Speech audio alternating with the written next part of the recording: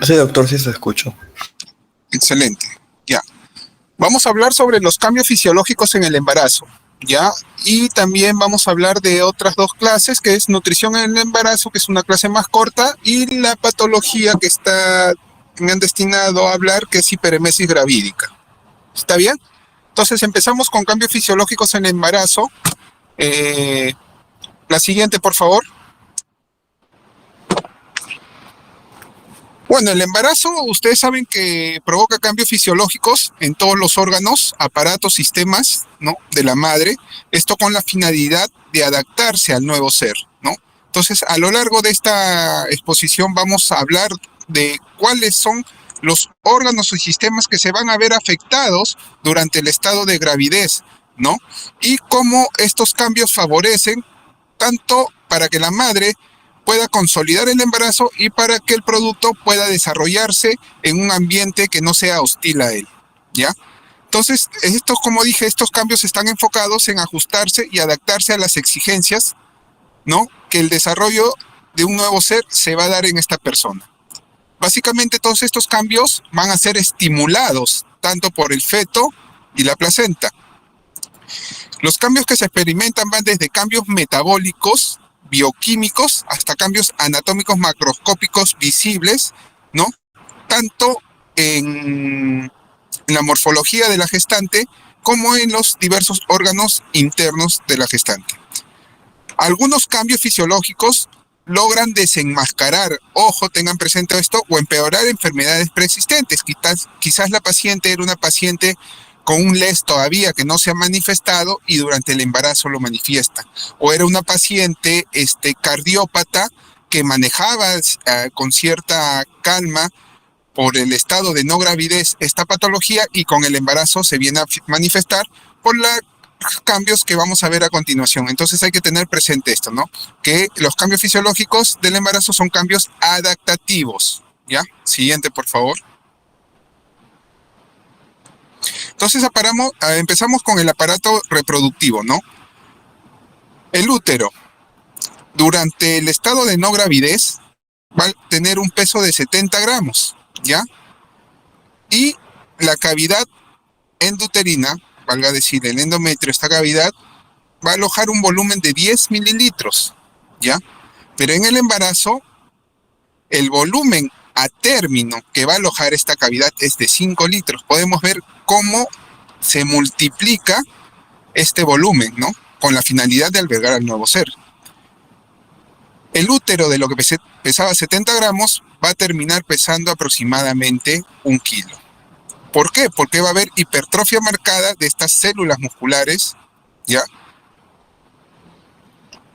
Pero lo que no se va a ver es que haya producción o que se generen nuevas células, ¿ya?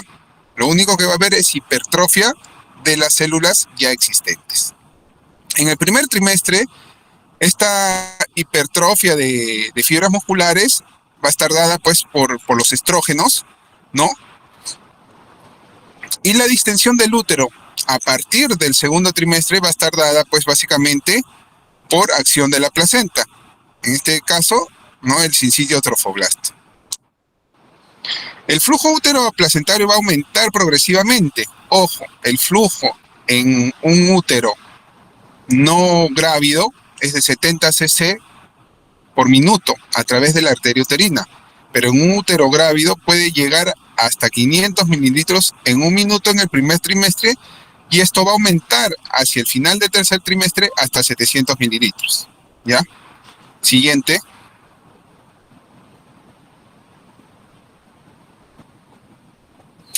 También podemos ver que el cuerpo y el fondo en sí, toda la anatomía del útero va a cambiar. Entonces el cuerpo y el fondo se vuelven globulares y casi esféricos hacia la semana 12 de gestación.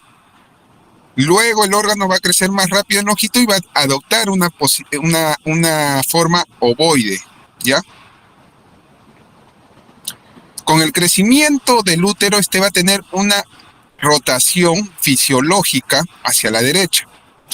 Entonces podemos ver esa figura que generalmente el útero antes de la semana 12, inclusive durante la semana 12, se torna intrapélvico. Posterior a esto ya se puede palpar y se torna extrapélvico, y hasta la semana 20 ya alcanza lo que es el ombligo, cicatriz umbilical, y hasta la semana 40 ya está cerca del apéndice sifoide, ¿no? Entonces, ¿de qué nos sirve esto? Esto nos va a servir básicamente para tener una cronología del embarazo si es que no tenemos herramientas como la fecha de última regla o una ecografía precoz. ¿Por qué? Porque la relación altura uterina con edad gestacional va a estar dada desde las 20 semanas hasta las 30 semanas. Ojo, eso es una pregunta que siempre hacen en los exámenes, que hay una correlación entre la altura uterina y la edad gestacional entre las 20 y 30 semanas, ¿ya? Antes de eso no existe esta correlación. Siguiente, por favor. Ahora, con respecto a lo que es el tono uterino, antes de las 30 semanas es un útero que tiene un bajo tono, entre 3 a 8 milímetros de mercurio, ¿no? Y esto se va a ver aumentado hacia el final del embarazo con un aumento del tono, entre 8 a 12 milímetros de mercurio. Vamos a tener dos tipos, ¿ya?, de contracciones fisiológicas, las de Álvarez-Caldeiro y la de Braxton-Hill. Las de Álvarez-Caldeiro, la característica es que el tono uterino es bajo, entre 2 a 4 milímetros de mercurio, ¿ya? Y casi siempre, por no decirlo siempre, no son percibidas por la madre, ¿ya? En cambio, las contracciones de Braxton-Hill tienen un tono mayor, de 10 a 15 milímetros de mercurio, son poco frecuentes, pero su aumento va a aumentar en número, ¿no? Entre 10 a 20 minutos va a haber mayor número de contracciones, ¿no? Con cierto grado de ritmicidad, y también la gestante lo va a percibir. Inclusive, si ustedes son acuciosos en su práctica y ven gestantes de 36, 35 semanas, casi a las postrimerías del embarazo, ellas van a referir que sienten contracciones que no son muy dolorosas, pero que sí las sienten y con cierta periodicidad. Entonces, esa es una de las características de las contracciones de Braxton-Hill. Ojo, estas dos contracciones también son preguntas de examen, así que vayan apuntando. Siguiente. Bueno, el cuello uterino también. Si el útero sufre alteraciones morfológicas, el cuello uterino también las va a sufrir. Al mes, el cuello uterino se va a ablandar y va a obtener tonos azulados por cambios en su vascularización, y también va a tener un ligero edema. Más adelante vamos a ver qué signo es ese, ¿ya? Las glándulas cervicales van a sufrir una proliferación provocando extensión y eversión de la eversión de las glándulas endocervicales columnares encima de la porción extracervical, lo que se conoce como el famoso ectropio. Va a haber una hipersecreción de las glándulas cervicales, ¿ya? Y esto va a ser ¿para qué? Para formar el tapón mucoso y de alguna forma proteger el entorno intrauterino de gérmenes patógenos hostiles hacia este, ¿no? Y este tapón mucoso es lo que se pierde durante el trabajo de parto, lo que la gestante refiere como una secreción mucosa con rastros de sangre, ¿no? Generalmente este tapón mucoso se pierde cuando hay contracciones que van a generar cambios cervicales. La siguiente. Los ovarios, ¿no? También van a sufrir un cambio, ¿no? La ovulación evidentemente va a cesar durante el embarazo, ¿ya? El cuerpo lúteo encontrado en las funciones en las pacientes grávidas durante las primeras 6 a 7 semanas del embarazo van a comandar esto, ¿no? O sea, ¿qué quiere decir esto? Que durante las primeras 6 a 7 semanas el que se encarga de mantener el embarazo es el cuerpo lúteo, ¿ya? Que va a secretar la progesterona. Pero esto, conforme vaya aumentando hacia el cuarto mes aproximadamente, va disminuyendo su accionar de este cuerpo lúteo, ¿no? Por ende, si hay presencia de cuerpo lúteo, este crece para mantener lo que es el embarazo, ¿no? Va a haber también un aumento de la vascularización hacia el ovario, ¿no? Por eso el pedículo ovario, como vemos en la diapositiva, de lo que mide aproximadamente 1 centímetro, crece hasta el doble y el triple muchas veces para favorecer un mejor riego sanguíneo hacia este cuerpo lúteo, ¿no? Siguiente. Por ende, las trompas de falopio van a tener hipertrofia, ¿no? El epitelio de la mucosa tubárica se hace más aplanado y puede desarrollarse células deciduales en el estoma del endosal. Siguiente. ¿Qué es lo que pasa en la vagina y el periné? ¿No? Va a haber mayor vascularización, va a haber un aumento de la temperatura de la piel, ¿no? Tanto en lo que es la piel del periné, ¿ya? Y el tejido conectivo va a ser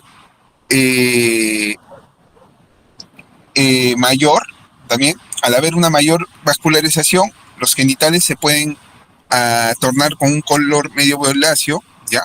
Más adelante vamos a ver qué sucede también. Puede haber la presencia de varices, como había mencionado, ¿no? Si la paciente ya de por sí tenía algún tipo de trastorno vascular, este se va a acentuar durante el embarazo, ¿ya?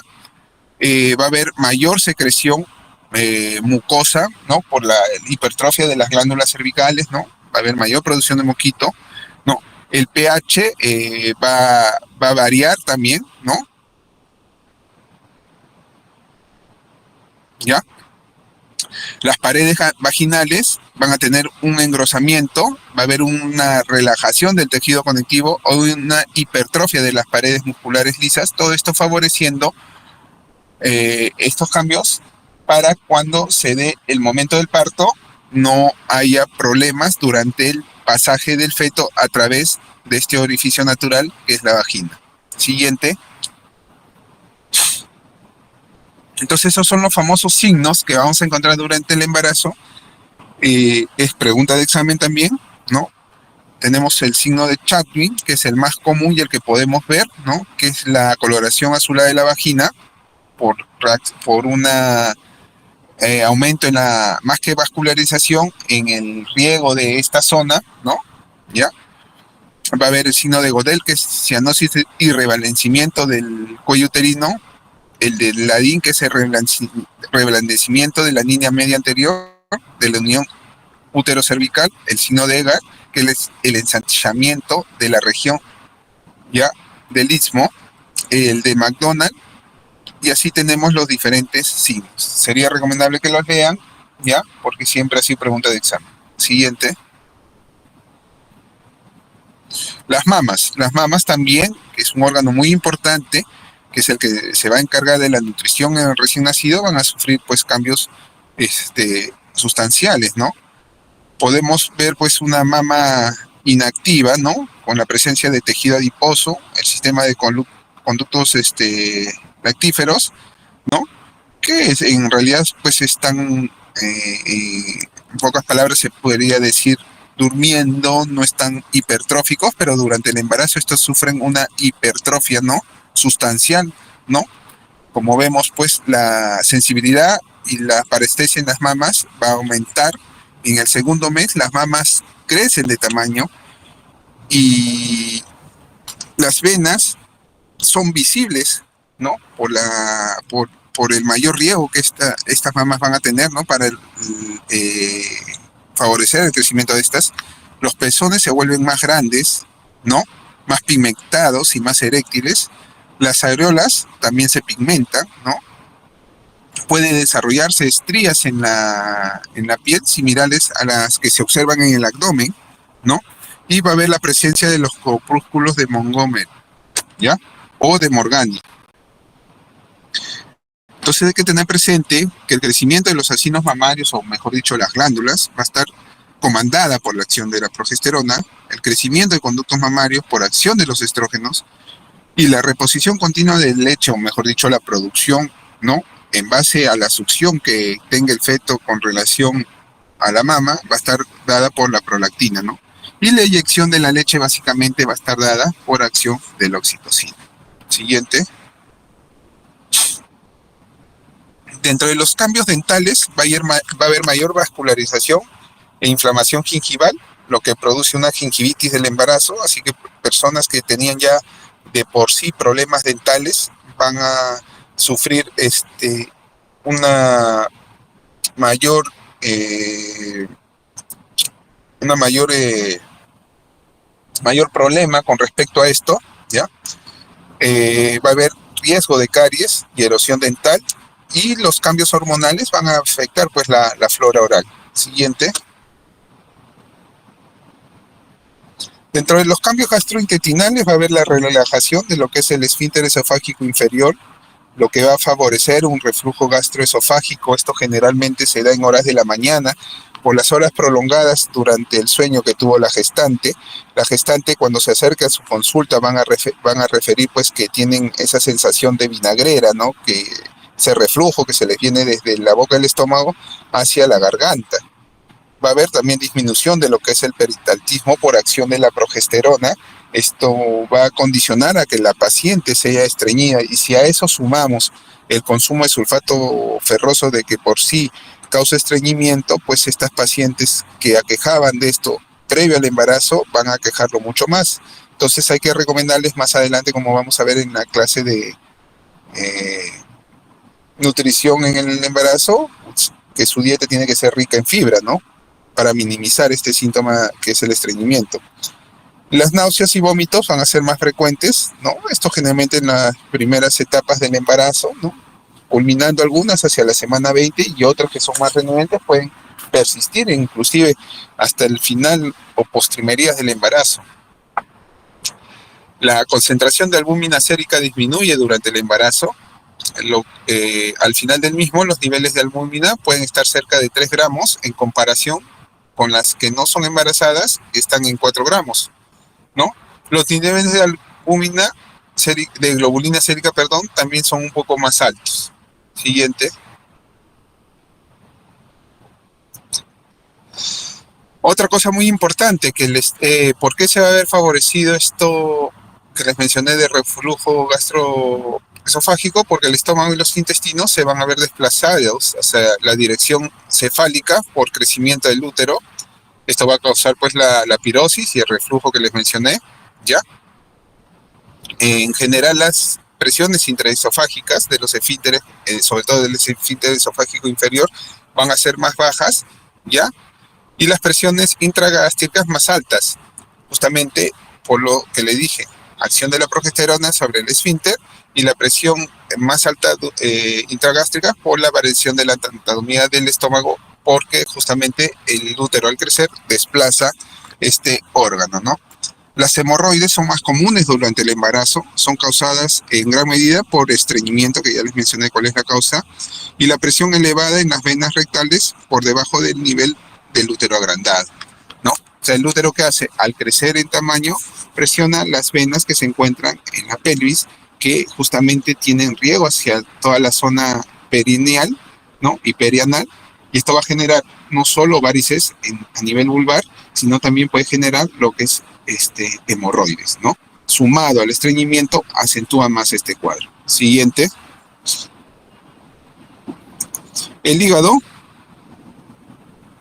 no va a aumentar de tamaño, no se modifica su flujo sanguíneo, ¿ya?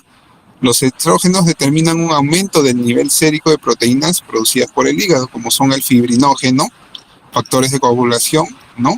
Y globulinas. Sobre todo los dos primeros son los más importantes, porque entendemos que frente a un parto pues va a haber pérdidas sustanciales de sangre, ¿no? Y necesitamos tener estos factores, el fibrinógeno y factores de coagulación ligeramente elevados o aumentados, para que estos favorezcan la coagulación, ¿no? Y evitar pues eventos catastróficos como una hemorragia postparto, al igual que en un parto por cesárea, ¿no? Necesitamos que estos factores estén aumentados o ligeramente aumentados, como mencioné, para favorecer que haya una adecuada coagulación, ¿no? El colesterol y lípidos también pueden aumentar, y la fosfatasa alcalina puede llegar al doble durante el embarazo, ¿no? Esto por acción de la placenta. Siguiente. ¿Qué pasa en la vesícula biliar, no?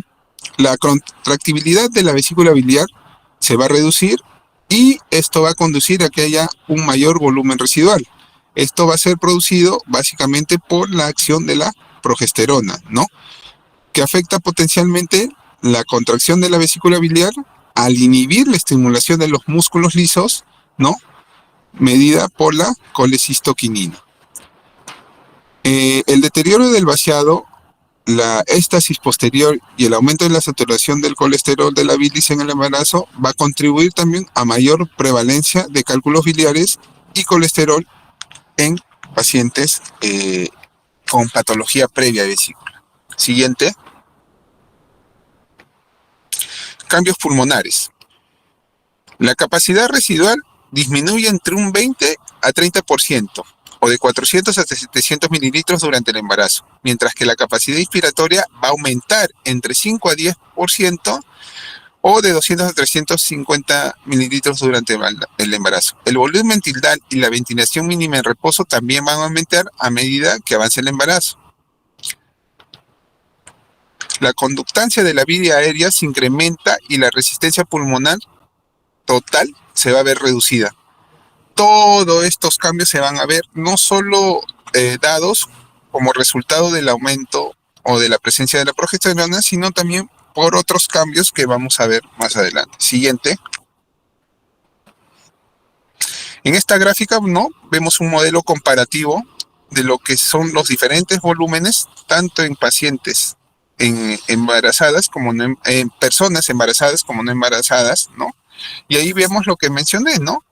Que generalmente, pues, lo que vendría a ser la capacidad funcional y sus subcomponentes, ¿no?, como es el volumen de reserva expiratorio, ¿ya?, y el volumen residual, ¿no?, van a estar en comparación con las no embarazadas, algunos disminuidos y otros elevados, ¿no?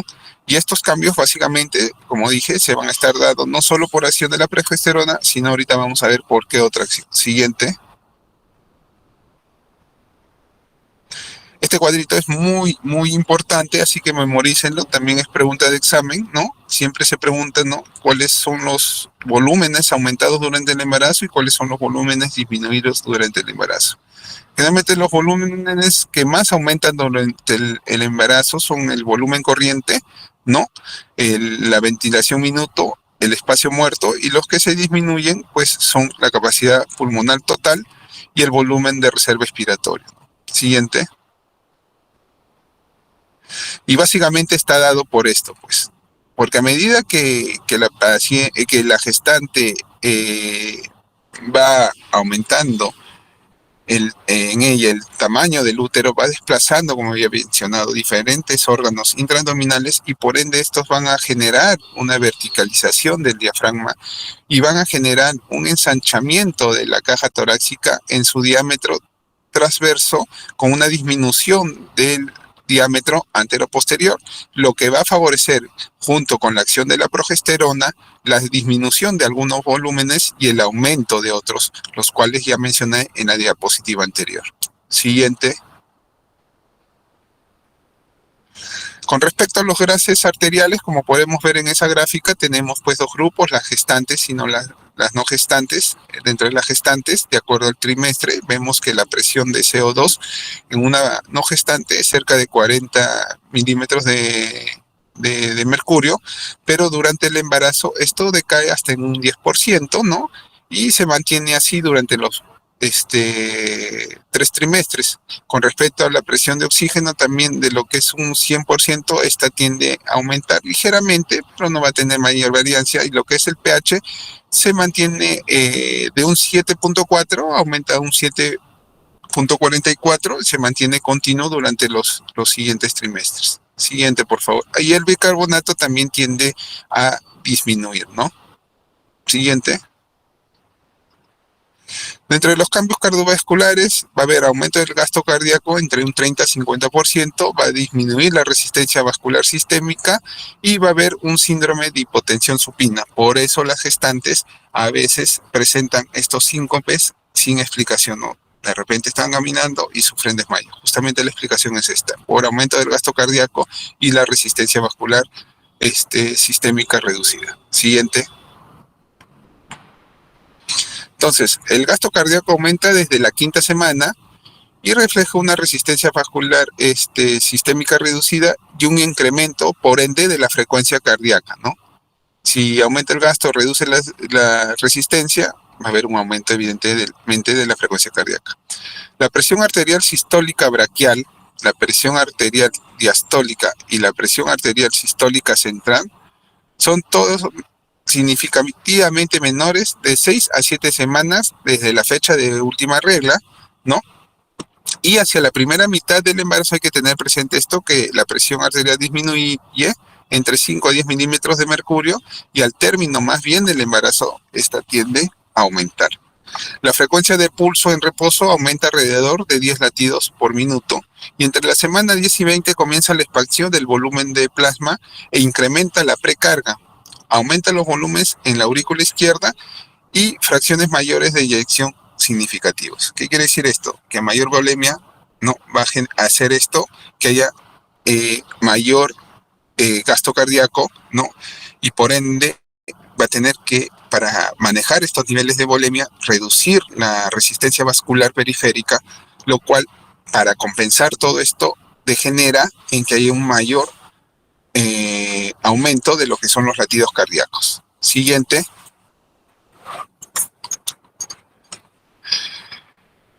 Como había mencionado, el diafragma se eleva progresivamente, el corazón se va a desplazar hacia la izquierda y hacia arriba y se gira sobre su propio eje longitudinal. Esto en que desencadena, ¿no?, que las desviaciones de este eje, ¿no?, van a traer alteraciones. La onda Q en las derivaciones 2, 3 y ABF y las ondas T se van a ver planas o invertidas en las derivaciones 3, B1 y B3. La masa del ventrículo izquierdo va a aumentar. ¿Por qué? Porque tiene que manejar mayores volúmenes y va a haber una hipertrofia de este, ¿no?, fisiológica, pero que se va a resolver dentro de los 3 primeros meses posterior al parto. También hay que tener presente que el útero comprime constantemente las venas y disminuye el retorno venoso, ¿no?, de la parte inferior del cuerpo. Siguiente. Como consecuencia de todo esto que mencionaba, va a haber una división exagerada del primer sonido cardíaco con un aumento del volumen de ambos componentes, ¿ya? Y puede haber un tercer sonido fuerte y fácil de escuchar. También se puede generar lo que es un soplo, ¿no?, fisiológico durante el embarazo, que se resuelve posterior a esto. Siguiente. Dentro de los cambios hematológicos, como había mencionado, ¿no?, va a haber aumento de la volemia de cerca de 40 a 45, ¿no?, por encima del volumen normal que tiene toda mujer no gestante, ¿no? Y esto se va a ver más reflejado entre la semana 32 y 34, debido al aumento de esta volemia a expresas de plasma, ¿no? Va a haber una hemodilución, se podría decir, fisiológica, lo cual va a generar una anemia, pues, fisiológica del embarazo, ¿no?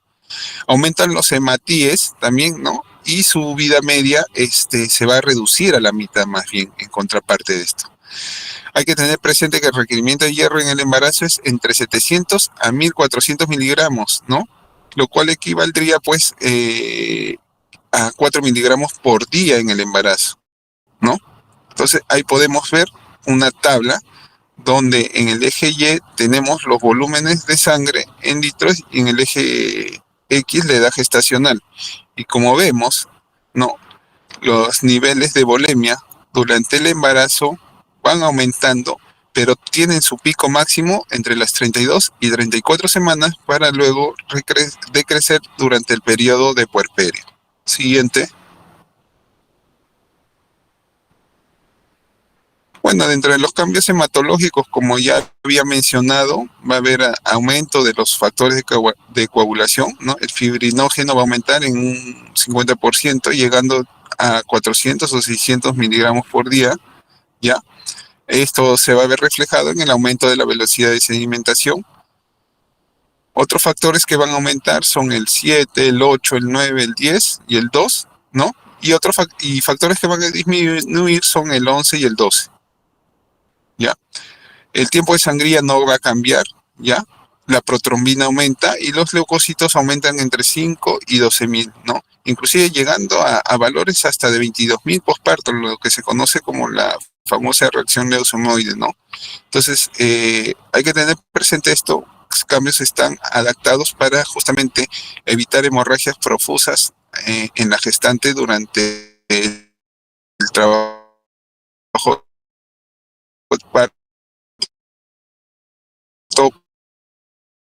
posterior a este, ¿no?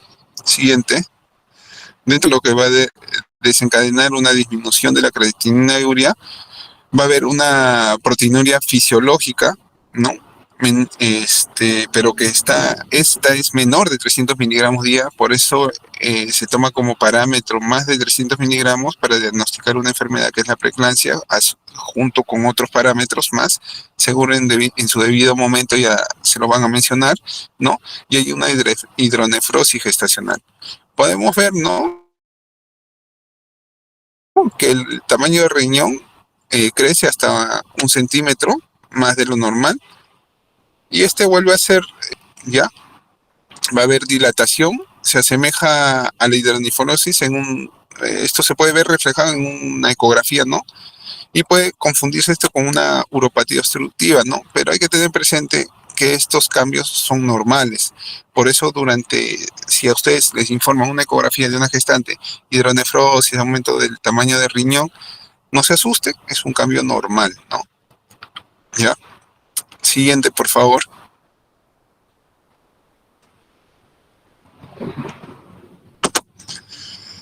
Los uréteres van a tener una extracción progresiva después de la semana 19, por eso hay como cierta uropatía obstructiva, se podría decir, básicamente por la compresión de esto. Esto genera pues en que haya un aumento de lo que es el tamaño del riñón, ¿no?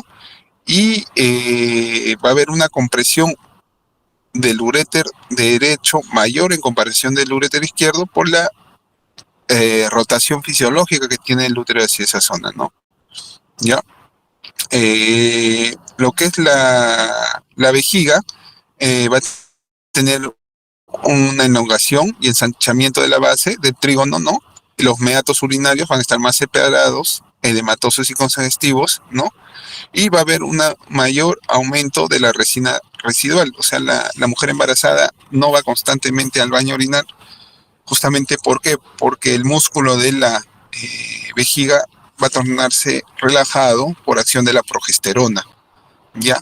En contraparte, a medida que va avanzando la gestación, el útero comprime la orina, la vejiga, lo cual va a generar en la paciente la sensación inminente de querer ir al baño, ¿no? Pero no va a poder realizar esta acción porque justamente este músculo se encuentra relajado, ¿ya? Siguiente, por favor. Por eso una gestante es más propensa a infecciones urinarias. Los cambios más visibles que va a notar toda gestante, porque todos estos cambios que he mencionado son cambios a nivel de órganos y sistemas que muchas veces las gestantes los pueden tomar como patológicos, ¿no? Pero ustedes en la consulta no les van a explicar que eso es normal, pero los cambios que más asustan a una gestante son los que se dan en la piel, ¿no? Las famosas presencias de estrías, ¿no? Que son, pues, arañas vasculares, ¿no? Que toman a veces un color rojizo, parduzco, blanquecino, dependiendo de la etnia o el color de la piel. La hiperpigmentación, perdón, de la línea bruna, de la línea alba, que en este caso se torna bruna, y en algunas gestantes va a haber el famoso, pues, cloasma gravídico, ¿no? Todos estos cambios regresionan posterior, pues, al parto y pasada la etapa del puerperio, ¿ya? Siguiente, el peso. El peso corporal también se va a ver afectado, ¿no? Hacia las 8 semanas el peso se va a ver disminuido justamente por la presencia de una entidad llamada emesis gravídica, o en su forma más patológica, la hiperemesis, ¿no? Hacia el segundo trimestre va a haber pues una ganancia de entre 1.200 a 1.500 gramos, y hacia el tercer trimestre se gana 500 gramos por semana.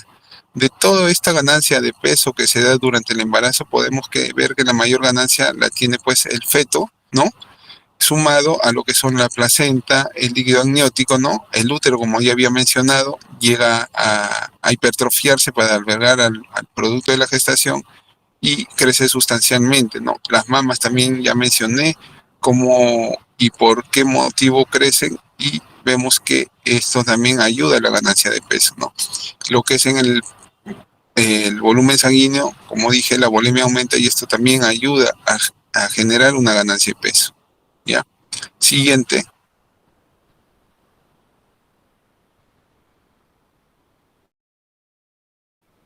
Bueno, esta es unas recomendaciones que se dan cómo debería ser la ganancia de peso en las gestantes. No es lo mismo una gestante obesa que una gestante quizás desnutrida, ¿no?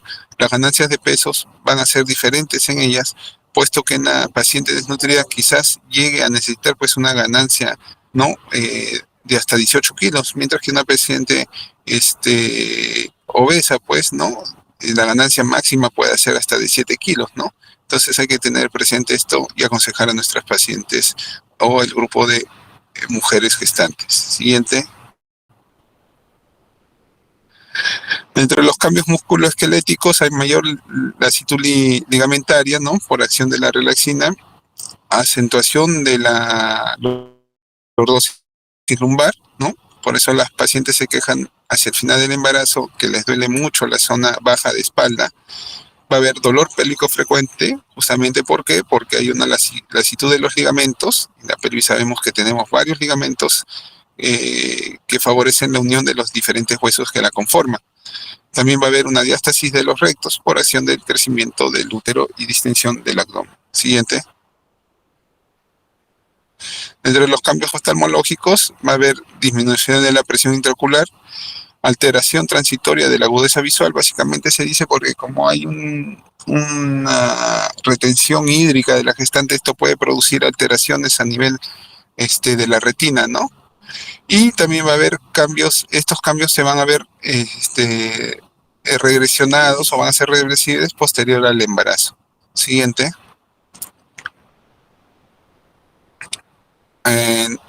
Un antes. Y dentro de los cambios endocrinos, pues hay el más llamativo es la resistencia a la insulina, ¿no? Esta por acción del lactógeno placentario, ¿no? Y esto puede generar pues la diabetes gestacional. También puede haber un aumento del cortisol y aldosterona y disminución de lo que es pues la TSH, ¿no? Por acción de la gonadotrofina coriónica. Sabemos pues que la gonadotrofina comparte estructuras similares con la TSH, diferenciándose en lo que es la cadena beta, ¿no? Siguiente. Y bueno, esta es una fotografía que resume básicamente todo lo que les he explicado, ¿no? Como vemos, la gestante sufre diferentes alteraciones, diferentes cambios para favorecer pues que se pueda desarrollar adecuadamente el producto feto. ¿Alguna pregunta hasta acá?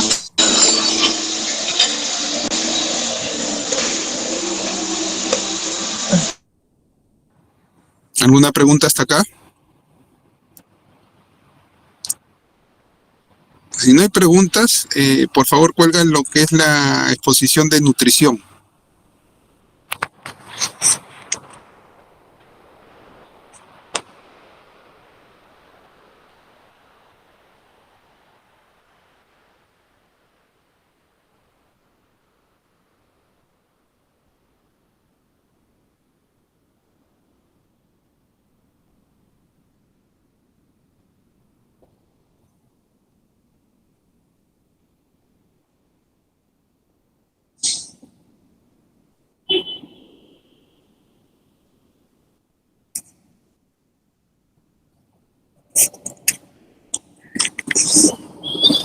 Bueno, continuando con el tema que me han enseñado, vamos a hablar de lo que es la nutrición en el embarazo.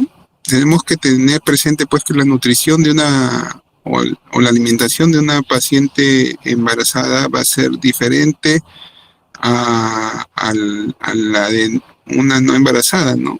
Generalmente estas pacientes pues dependiendo también de cómo ingresen a su embarazo, si ingresan pues con sobrepeso o bajo peso, va a ser individualizada la nutrición que tengan. No necesariamente todas las pacientes embarazadas a rajatabla tienen que tener una nutrición similar, ¿no? Cada caso va a ser individualizado, más aún si hay patologías o comorbilidades asociadas en este grupo de mujeres. Siguiente. Bueno, entonces, la nutrición materna tenemos pues que va a impactar directamente en el desarrollo fetal. ¿Por qué? Porque si tenemos una paciente obesa con factores de riesgo para hacer diabetes, lo va a hacer. ¿Y esto cómo va a afectar directamente al feto? Porque va a ser un feto pues con resistencia a la insulina, lo cual va a generar que sea un feto macrosómico. Y este feto macrosómico va a tener problemas durante lo que es el trabajo de parto, ¿no? Inclusive va a tener problemas a nivel de malformaciones. Entonces, como vemos, impacta directamente sobre él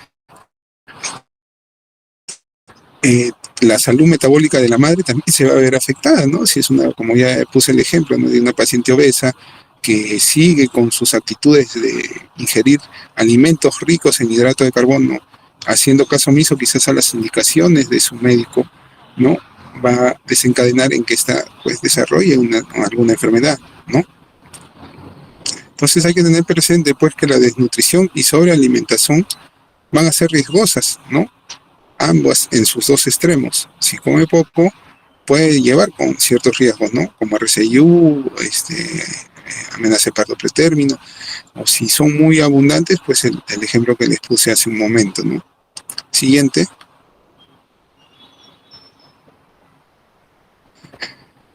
¿Por qué hay que tener presente que tiene que ser una alimentación óptima de nuestras gestantes y por qué cada caso tiene que ser individualizado? Porque justamente no va a haber un aumento del gasto energético basal, se dice entre un 10 al 20%. Va a haber una resistencia periférica a la insulina entre el segundo y tercer trimestre. Va a haber un aumento de la filtración renal con pérdida por ahí de micronutrientes, ¿no? Y va a haber alteración en lo que es la motilidad gastrointestinal. Ya había mencionado por qué todo esto, ¿no? Y todo esto va a conllevar a que la gestante, de tener una alimentación deficiente, sumado a los cambios que se dan, aún más se vuelva deficiente la asimilación de estos nutrientes, macronutrientes, vitaminas y minerales que pueda tener. Entonces, por eso dije que cada gestante debe ser individualizada y cada gestante debe tener una visita al nutricionista para que ésta la evalúe, ¿no? Y le pueda dar una dieta compatible con sus necesidades. Siguiente. Entonces, ahí vemos los requerimientos energéticos. En el primer trimestre son alrededor de 100 kilocalorías por día, ¿no? Y vemos que hacia el final o cercano al tercer trimestre o dentro del tercer trimestre, esto hasta se cuadriplica, cerca de 400 kilocalorías por día, ¿no? Pero esto se tiene que adaptar de acuerdo al índice de masa corporal, ¿no? Y a la actividad que realice nuestra gestante. Siguiente. Dentro de los macronutrientes se dice que tiene que tener un consumo de proteínas de cerca de 1 gramo por kilo por día, ¿no? Pero esto se va a incrementar hasta 25 gramos por kilo por día, ¿no? Los carbohidratos mínimos que debe ingerir una gestante son de 175 gramos día, ¿no? Y las grasas también van a aumentar el consumo entre un 30 a 35%, ¿no? Siguiente. Ahí vemos pues lo que son los micronutrientes, generalmente el ácido fólico, que es lo que se da a nuestras gestantes, el hierro, el calcio, y bueno, por ahí podemos agregarle yodo y vitamina D, ¿no? ¿Por qué es necesario dar ácido fólico y hierro, como vemos en ese cuadrito, ¿no? Durante el segundo trimestre, ¿no? Se tiene que dar la máxima concentración de hierro justamente para lograr el desarrollo óptimo del feto, ¿no? Y la placenta, ¿no? Pero si nosotros no damos estos dos órganos, bueno, la placenta, que es un órgano, y el feto, ¿no?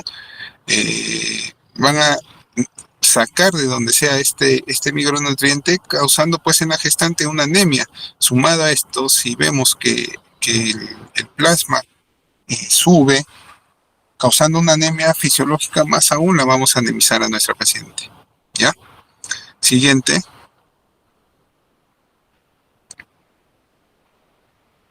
Como había mencionado, ¿no? Hay que pensar una suplementación en diferente o en cada tipo de gestante. No hay que universalizar, ¿no? No a todas las gestantes les tengo que dar la misma cantidad de hierro, la misma cantidad de sodio, de ácido fólico, la misma cantidad de proteínas, la misma cantidad de, qué sé yo, grasas, ¿no? Cada caso va a ser individualizado, ¿no? ¿Ya? Y siempre hay que considerar el uso de multivitamínicos como el omega 3. Siguiente. Como vemos, no hay nutrición en condiciones especiales. En la diabetes gestacional, básicamente la nutrición que se le tiene que dar es en base al control glucémico. Entonces va a ser una dieta baja en carbohidratos. En pacientes con trastornos hipertensivos se dice que va a ayudar a la reducción de sodio, ¿no? Y el aumento del consumo de calcio va a favorecer a que esto minimice, ¿no? Y en pacientes que son vegetarianas o veganas sabemos que estas pues no consumen carne, ¿no? Y en la carne encontramos pues lo que es el hierro, la vitamina B12 y otros componentes, ¿no? Entonces hay que ver la forma de suplementar en estas pacientes estas necesidades. Siguiente. Entonces, nuestra evaluación y seguimiento básicamente va a estar dada por la antropometría, ¿no? El índice de masa corporal pregestacional, ¿no? Y cómo ha ido su ganancia ponderal durante las diferentes visitas a nuestro consultorio. También hay que estar viendo constantemente cómo van los niveles de hemoglobina, los niveles de glucosa, ¿no? También hay que ver, como le dije, una evaluación nutricional, si no es periódica, por lo menos 1 o 2 veces durante todo el embarazo, ¿no? En 9 meses, 1 o 2 veces es lo mínimo que se espera para ver que nuestra paciente esté siendo nutricionalmente bien asesorada. Siguiente. Y ahí vemos las diferentes guías y recomendaciones, ¿no? Que nos da, que la podemos encontrar en la OMS, la COP, FIGO, que generalmente estas dos últimas nos mencionan que la nutrición debe estar enfocada individualizadamente, no tiene que ser en forma universal. Siguiente. ¿Cuáles son las barreras comunes para que nuestras gestantes tengan una nutrición adecuada? Pues las náuseas y vómitos, ¿no? En este caso, ¿qué tendremos que hacer? Dietas fraccionadas. Algunas tienen aberraciones a ciertos alimentos que tenemos que dar, suplementos alternativos, ¿no? Y bueno, en latitudes como este país y países en vías de desarrollo hay un acceso limitado a ciertos nutrientes que son saludables, ¿no? Por eso las gestantes suplen estos con alimentos que son o tienen poca carga proteica y los suplen para simplemente saciar su sed de hambre, ¿no? Perdón, saciar su apetito, ¿no? Y básicamente lo que están haciendo es una malnutrición, ¿no? O sea, ¿cómo le podemos decir a una gestante que quizás tiene 7 hijos, no tiene el saneamiento adecuado, que compre carne y que consuma porque sus niveles de hemoglobina están bajos? Es un poco creíble que lo va a hacer, ¿no? Entonces tenemos que buscar la forma de suplir estas necesidades con otros alimentos que también pueden tener el mismo valor de nutrientes, pero a un menor costo, ¿ya? Entonces, por eso digo que cada gestante va a ser individualizada con respecto al asesoramiento nutricional. Siguiente. Entonces, dentro de las conclusiones hay que tener, pues, que toda gestante tiene que tener una atención nutricional, si es posible prenatal inclusive, ¿no? Hay que ver los posibles desenlaces materno-fetales que puedan tener con una alteración o un déficit de la nutrición en las gestantes, ¿no? Y ustedes son un rol importante. Si bien es cierto, nosotros no dominamos el tema de la nutrición, pero podemos referirlos al especialista idóneo. Siguiente. Bueno, ¿alguna pregunta? Doctor, una pregunta. Dígame. ¿Anemia, desde qué nivel de hemoglobina estaríamos hablando en una embarazada, por ejemplo? Bueno, los Por eso. niveles de hemoglobina en una embarazada es menor a 11, ¿ya?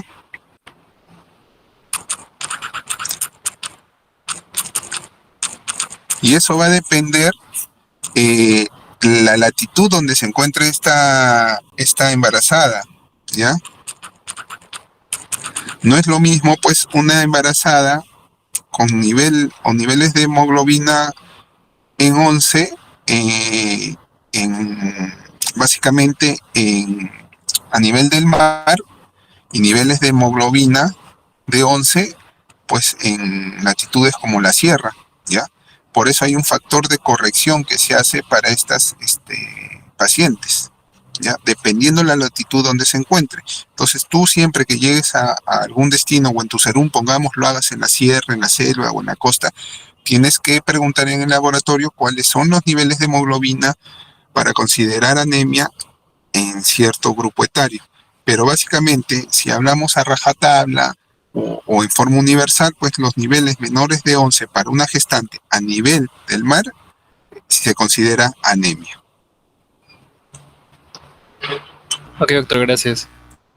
¿Listo? ¿Alguna otra pregunta?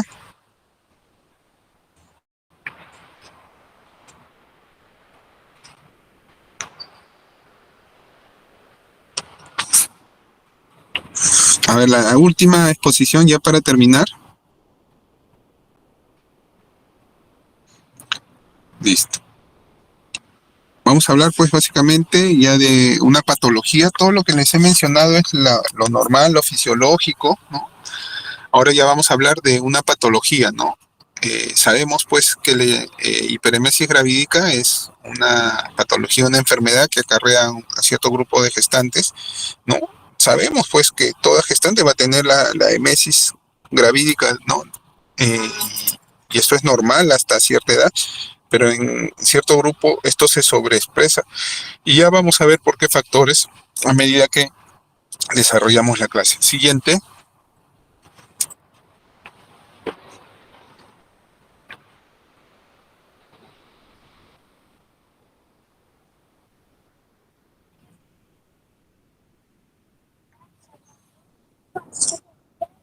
Entonces las náuseas y vómitos generalmente están presentes entre el 50 y 90% de nuestras gestantes. Es normal, es parte de. Tiene un inicio entre la quinta y sexta semana con su punto máximo en la novena semana. Y generalmente desaparece entre la semana 16 y 20. Generalmente, digo. Pero no del todo. Algunas pueden persistir, ¿no?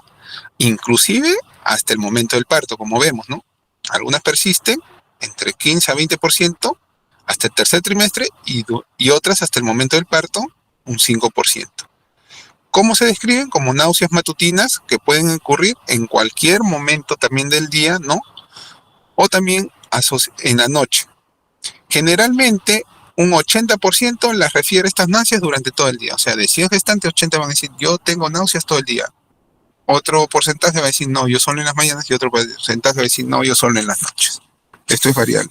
Pero un 80% lo presenta durante todo el día. Siguiente. Entonces necesitamos definir ciertos conceptos o acuñar ciertos conceptos. ¿Qué son las náuseas? Las náuseas pues vienen a ser la sensación de deseo inminente de vomitar y lo refiere en el epigastrio o en la garganta, esa sensación. ¿Qué es el vómito? Es la expulsión bucal forzada de contenido gástrico. ¿Y qué son las arcadas? Son las actividades rítmicas respiratorias que con frecuencia preceden al emesis, ¿ya? Entonces, básicamente, estas definiciones nos van a servir para más adelante ver cuándo se trata de hiperemesis y cuándo de emesis. Siguiente. ¿Qué es la emesis? Son náuseas y vómitos esporádicos, generalmente matutinos, que no alteran el estado general de la gestante ni van a impedir su correcta alimentación. ¿Puede haber falta de aumento de peso en los primeros meses de gestación? Sí, y a veces puede haber hasta un discreto adelgazamiento. Sin embargo, el estado general de la paciente o de la gestante, mejor dicho, va a ser bueno. Y la exploración clínica va a ser todo normal, ¿ya? Entonces, eso es lo que caracteriza a una emesis. Siguiente. Mientras que la hiperemesis vemos que es un trastorno caracterizado por vómitos persistentes, vómitos incoercibles, con una pérdida de peso de más del 5% del peso pregestacional. Ojo, Va a haber también deshidratación y alteraciones metabólicas. Se diferencia de las náuseas del embarazo porque estas vienen o son severas y pueden traer consecuencias clínicas. Tenemos otras definiciones, la COC en el 2018, vómitos persistentes también con pérdida de peso de más del 5%, deshidratación y alteraciones metabólicas. El Real, el Colegio Real de Ginecobstetras, ¿no?, de Reino Unido en el 2016, náuseas y vómitos severos que requieren intervención médica. El NICE en el 2021, síntomas que interfieren con hidratación y nutrición materna. El FIGO también en 2021, es un trastorno debilitante del primer trimestre asociado a cetosis y pérdida de peso. Entonces, como vemos, hay varias definiciones, pero la que ustedes tienen que acuñar es que es un trastorno caracterizado por vómitos persistentes, pérdida de peso más del 5% del peso pregestacional, asociado a deshidratación y alteraciones metabólicas. Siguiente. Ahí podemos ver los diferentes diagnósticos diferenciales, ¿no? Desde trastornos gastrointestinales, genitourinarios, endocrinológicos, neurológicos, farmacológicos, hasta trastornos de la conducta alimenticia, ¿no? Como vemos, la anorexia, ¿no? Pero básicamente en la anorexia pues se va a ver un índice de masa corporal disminuido en forma extrema, ¿no? En lo que es pues trastornos gastrointestinales, si tenemos pues una colecistitis, dependiendo dónde se dé la topografía del dolor, vamos a ir identificando, ¿no? Pero, o sea, no hay que descartar siempre pues la hiperemesis gravídica, sobre todo si vemos que había una pérdida sustancial, ¿no?, más del 5% asociado a todo lo que ya mencioné. Siguiente. La etiología, básicamente se postulan muchas, muchas hipótesis, ¿no? Se dice que está mediada por el aumento de estrógenos y progestágenos, ¿no? Esto que va a causar que el aumento de progesterona, por ejemplo, la relajación del músculo liso, que va a modificar la motilidad pues de lo que es los intestinos, ¿no? Va a alterar pues lo que es la, a nivel del esfínter esofágico inferior, ¿no? La presión que tiene ¿no? También se va a ver alterada pues lo que es la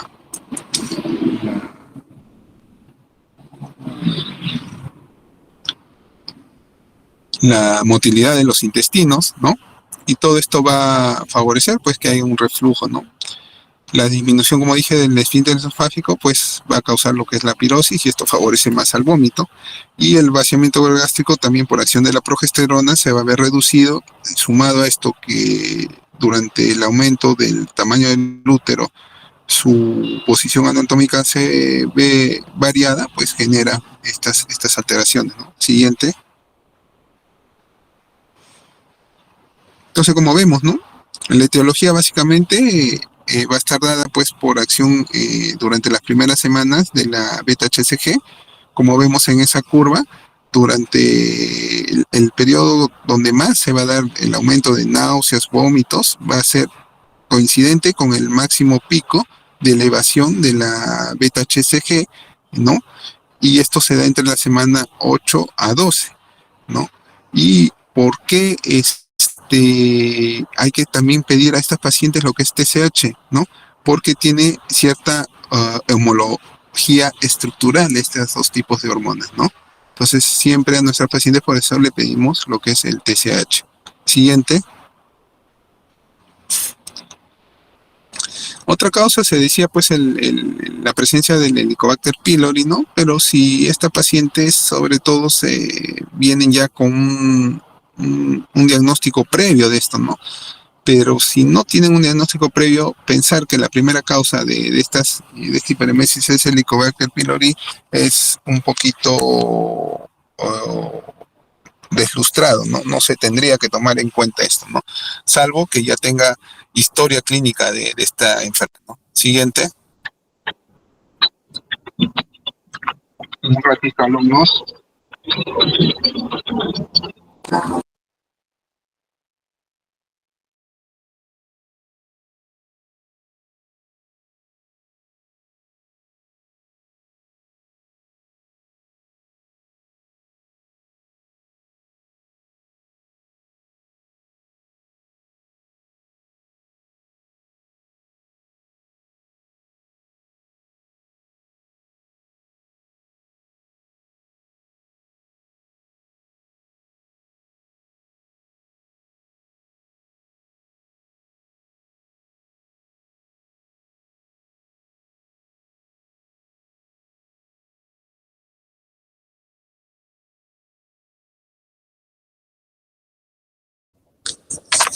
A ver, sigamos.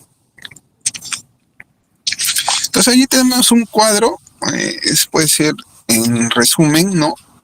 De cómo se van a presentar pues las náuseas vespertinas, ¿no? O que se dan normalmente en un grupo de gestante versus los síntomas que se dan pues en una hiperemesis gravídica, ¿no? El inicio en ambas es similar, con un pico máximo similar, la duración es casi similar, ¿no? Pero los vómitos es lo que nos va a dar pues la diferenciación, ¿no? Mientras que en la hiperemesis gravídica son frecuentes e incoercibles, en una emesis fisiológica del embarazo se puede decir, son esporádicos y controlables. Mientras que la pérdida de peso es mínima o casi ausente en una emesis, en las gestantes pues con hiperemesis es mayor del 5%, ¿no? Puede haber presencia de cetosis en estas pacientes con hiperemesis, mientras que en las emesis fisiológicas del embarazo se ve que no hay, ¿no? Y puede haber alteraciones de electrolitos inclusive, ¿no? Raramente las emesis requieren hospitalización, mientras que las emesis sí lo van a requerir. Siguiente. Se postuló también de lo que es la etiología genética, ¿no? Estudios familiares sugieren una herencia autosómica dominante con penetrancia incompleta. Se habló del gen GDF15, ¿no? Que está asociado frecuentemente a lo que es la hiperemesis gravídica, y también se habló del IGF-BP7, ¿no? Ahí tienen en paréntesis su significado, ¿ya? También se vincula a la regulación del apetito y náuseas, y se ve que en estas pacientes va a estar incrementado.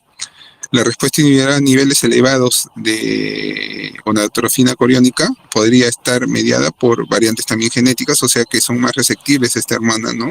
A la acción de esta hormona, ¿no? Y factores epigenéticos pueden modular la expresión genética y predisponer al desarrollo también de lo que es la hiperemesis gravídica. Siguiente. Entonces, también se ha postulado otro tipo de dietología, ¿no? Como la deficiencia de nutrientes, alteración de los niveles de lípido, cambios en el sistema nervioso autonómico, desregulación inmunológica, ¿no? Y también pueden ser síntomas somáticos que obedecen pues a la depresión, ¿no? Por eso siempre se las interconsulta también al psicólogo para ver si nuestro paciente tiene algún tipo de trastorno a este nivel. Siguiente. Básicamente, para hospitalizar a una paciente se tiene que cumplir ciertos criterios, y como hemos visto a lo largo de nuestra exposición, hemos acuñado ciertos conceptos, pero básicamente se tenía que tener una escala, ¿no? Una escala que nos diga, bueno, esta paciente amerita hospitalización, no, esta amerita observación, ya que tenemos la escala, ¿no? De Puque, ¿no? Que cuantifica en base a 3 ítems, les da un puntaje determinado, y si cumple con ciertos criterios y este puntaje es mayor o igual de 13, ¿no? Esta paciente va a requerir, pues, evidentemente, ser hospitalizada, ¿no? Y dentro de los 3 ítems tenemos la duración de las náuseas en las últimas 12 semanas, ¿no? El número de episodios de vómitos en las últimas 12 horas, perdón, el anterior 12 horas también era, y el número de episodios de arcadas secas en las últimas 12 horas. Ya sabemos que es una arcada, ¿no? Ya sabemos que es náuseas, y ya sabemos que son los vómitos. Por eso les di la definición de cada uno de estos. Si en base a estos te cuantificamos y tenemos una sumatoria, ya pues la catalogamos como una emesis, ¿no? O una hiperemesis. Y de acuerdo a esto será pues la hospitalización de nuestro paciente. Siguiente. Entonces, dentro de la evaluación inicial de nuestras gestantes con esta patología, siempre el ABC, ¿no? El control de funciones vitales, ciertas pruebas de laboratorio como es electrolitos séricos, ¿no? También lo que es la urea, creatinina, la glucosa, un hemograma completo, ¿no? Lo que son transaminasas, ¿no? Lo que es amilasas lipasas, ¿no? Ver los niveles de micronutrientes. Por déficit de estos vimos que es una etiología postulada, ¿no? Pruebas de función tiroidea por por la similitud que tienen tanto la beta-HCG con la TSH, ¿no? Entonces todo esto hay que pedirle a nuestra paciente, ¿no? Hay que confirmar lo que es la viabilidad fetal, ¿no? Mediante una ecografía y ver la presencia de que no haya un embarazo molar o gemelar, que esto también se postula como probable causa de aumento de las náuseas durante el embarazo. Siguiente.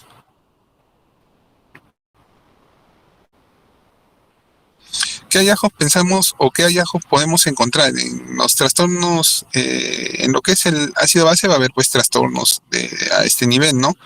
Puede haber hipopotasemia, puede haber alcalosis metabólica, puede haber hipocloremia, ¿no?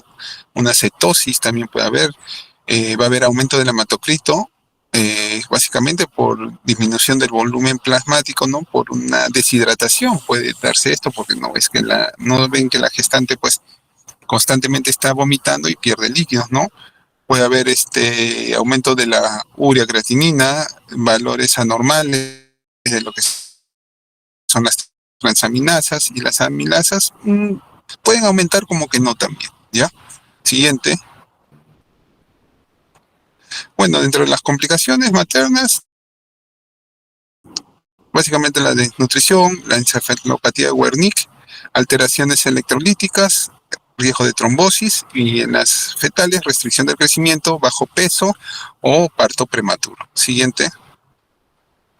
Entonces, este es un algoritmo de lo que se tiene que hacer, ¿no? Primero la evaluación clínica, ¿no? Función vitales, control de peso, importantísimo. El control de peso tiene que ser diario en estas pacientes, sobre todo si van a ser hospitalizadas, la presencia de cetonuria y otros exámenes de laboratorio. En base a eso se va a clasificar si es leve, moderada o severa, ¿no? Si es leve, manejo ambulatorio, fraccionar sus dietas, el uso de antieméticos de primera línea, seguimiento. Si es un cuadro moderado, hidratación, antieméticos, y si con esto no mejora, ya pasaría a ser hospitalizado, ¿no? Y ya en los casos más graves, pues netamente tienen que ser hospitalizadas. Siguiente. ¿Cuál es el objetivo? Básicamente a los cuales tenemos que llegar, ¿no? El control de síntomas, hay que prevenir lo que es la deshidratación y el desequilibrio electrolítico y mantener un estado nutricional adecuado, ¿ya? Siguiente. ¿Cuáles son las recomendaciones iniciales? Comidas y refrigerios fraccionados, el consumo de líquidos al menos antes o después, 30 minutos antes o después de los alimentos, para no favorecer que el estómago se torne lleno y favorecer que la paciente pues presente náuseas, ¿no? Evitar los desencadenantes, olores fuertes, sabores fuertes, quizás, ¿no? Se habla del uso de jengibre. Una dosis común es de 1 a 1 gramo por vía oral, dividido en 24 horas, y se han utilizado pues dosis de 0.5 a 2.5 gramos durante 24 horas, y parecen ser seguros, ¿no? Siguiente. Rehidratación intravenosa, ¿no?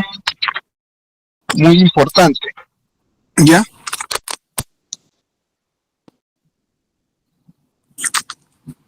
Se tiene que dar pues la solución salina, si es posible con tiamina, 100 miligramos intravenoso día, si es necesario agregar destroza, ¿no?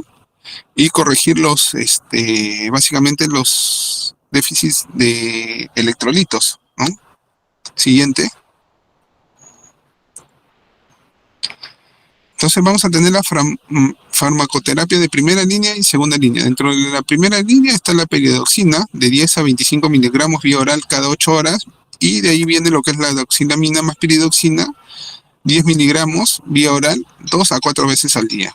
En la segunda línea tenemos la metoclopramida de 5 a 10 miligramos vía oral, intramuscular o intravenosa cada 8 horas, la prometacina hasta 25 miligramos en cualquiera de las vías cada 4 a 6 horas, y el ondansetron de 4 a 8 miligramos, y evaluar sobre todo el riesgo-beneficio, porque se ha visto que este fármaco tiene cierto efecto teratogénico, sobre todo en el primer trimestre, ¿ya?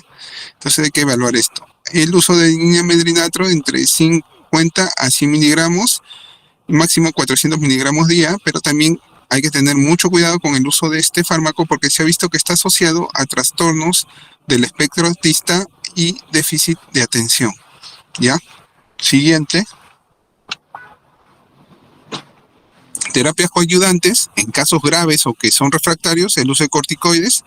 Generalmente estos se tienen que evitar antes de la semana. El uso de la hidrocortisona se puede dar 100 miligramos intravenosa cada 8 horas o metilprednisolona 16 miligramos vía oral cada 8 horas por 3 días y luego la reducción paulatina de estos hasta completar una semana.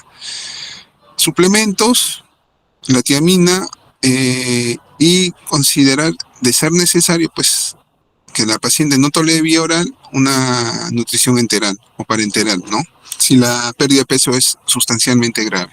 Siguiente. ¿Cuándo se indica hospitalizar? Cuando hay una incapacidad para mantener una hidratación oral, la paciente no tolera nada por vía oral, hay una pérdida mayor del 5%, ¿no? Alteraciones hidroelectrolíticas graves y una sospecha de encefalopatía o complicaciones a nivel hepático. Y esto se va a dar básicamente por los exámenes auxiliares que vamos a ver, ¿no? Reflejados en nuestra paciente.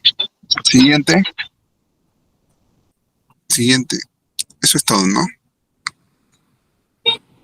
Tratamientos alternativos, acupuntura, uso de jengibre, psicoterapia, hipnoterapia, ¿no? Y generalmente hay que ver cada caso. Muchas veces se ha llegado hasta lo que es el aborto terapéutico, ¿no? En casos muy refractarios en que ya se compromete la vida de la madre, ¿no? Y en otros casos se ha llegado a sedar a estas pacientes, ¿no? Para evitar las náuseas y vómitos inconversibles que esta pueda presentar. Entonces, hay que evitar llegar a estas situaciones en base al manejo adecuado y oportuno y el diagnóstico también adecuado y oportuno. Siguiente. Eso es todo. ¿Alguna pregunta?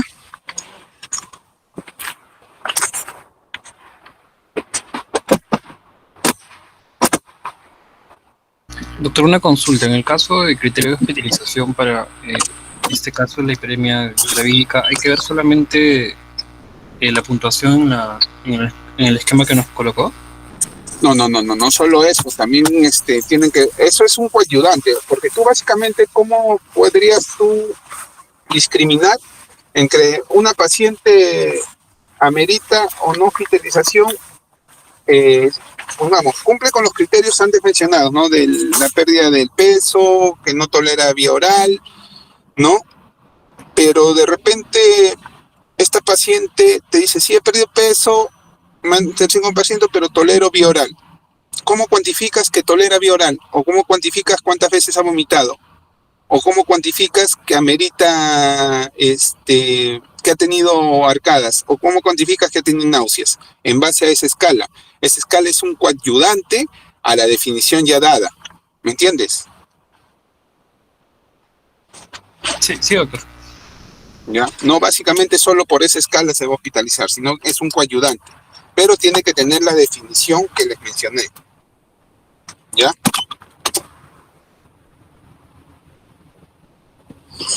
¿Alguna otra pregunta?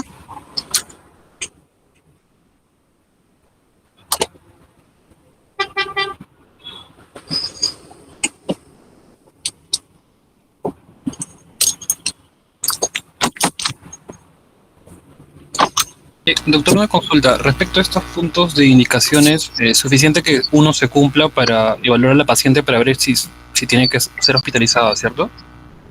¿Cómo? ¿Cómo cuál? No te entendí. Por ejemplo, en indicaciones de hospitalización, el hecho de que no tolere vía oral, o sea, sería un criterio para evaluarla y ver a la paciente si tiene que hospitalizarse o no. O sea, pensando... Claro, si no, ponte que no cumpla la reducción de peso de más del 5%, porque generalmente, a ver, yo le pregunto a todas tus compañeras si saben su peso actual y te apuesto que la mitad lo sabe y la mitad no. Entonces, ¿cómo puede saber una gestante? No, si yo inicié mi embarazo con tantos kilos, ¿me entiendes? ¿Ya? Entonces, ¿cómo yo puedo decir, no, si ha perdido más del 5%? Pero basta que te diga que no tolera vía oral y sumado a eso le haces la escala que mencioné de Buque, donde se cuantifica o nos da un valor numérico en base a un valor subjetivo, porque la paciente diga yo tengo náuseas, yo tengo vómitos, yo tengo arcadas, es algo subjetivo, algo que te está diciendo, pero tú eso lo extrapolas ya a una tabla y lo vuelves algo numérico. Entonces, al tener ese valor numérico, más que no tolere vía oral, más que veas que su estado general está alterado, más que le pidas pruebas de laboratorio sospechando de la hiperemesis, entonces va a meritar una hospitalización, ¿me entiendes?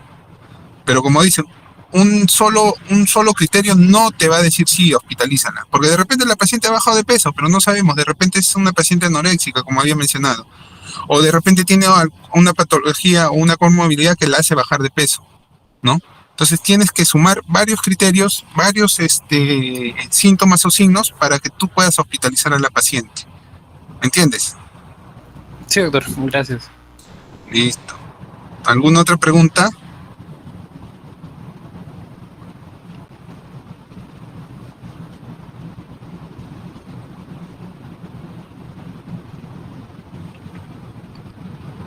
Bueno, si no hay preguntas, entonces les agradezco, chicos, por